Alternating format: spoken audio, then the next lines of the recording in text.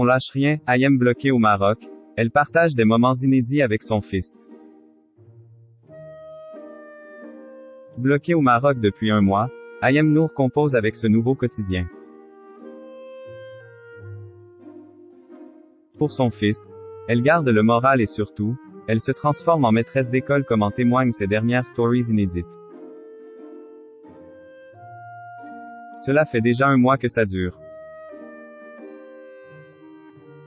Tout a commencé le 15 novembre 2022 lorsque Vincent Miclet, ex-compagnon des Ayem Nour et père des Evin, balançait cette bombe sur les réseaux sociaux.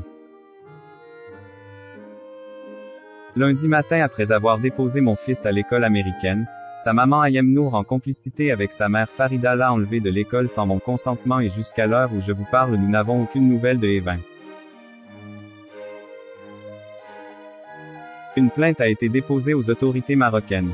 Mon fils se trouve sur le sol marocain mais je ne sais pas où. Quiconque puisse le voir ou le localiser veuillez s'il vous plaît m'en informer. Merci. Accusée d'enlèvement, l'ancienne meilleure amie de Nabila dégainait, à son tour, son droit de réponse, mêlé à des accusations choc. En effet, après avoir fait des révélations dans une vidéo publiée dans Touche pas à mon poste, elle postait sur Instagram, des photos d'elle ayant visiblement subi des violences conjugales ou encore des mots lourds de sens sur son par exemple. Depuis ce jour, la guerre est donc déclarée entre les parents des Evin, âgés de 6 ans. D'autant plus que l'homme d'affaires aurait porté plainte pour diffamation, en plus de celle pour enlèvement. Il aurait gardé leur passeport, mais aussi le carnet de santé de son petit garçon. Une situation jugée dramatique et dangereuse par Ayem, qui l'empêche ainsi de quitter le territoire marocain pour rentrer en France. Ayem, de candidate de télé-réalité à institutrice pour son fils. Au vu des audios publiés, Evin est tout aussi désemparé que sa maman. En effet, sur 2 enregistrements postés sur le compte Instagram des Ayem, celui-ci avoue d'abord la voix tremblante. Moi, je voulais rentrer à la maison et aller à l'école. Puis, c'est un passeport, tu vois. C'est un vrai donc on peut rentrer à Cassis. On peut rentrer à Cassis ou pas?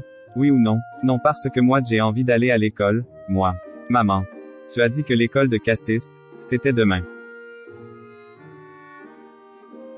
Avec ces propos bouleversants, le garçon net rappelle qu'ils sont toujours bloqués au Maroc.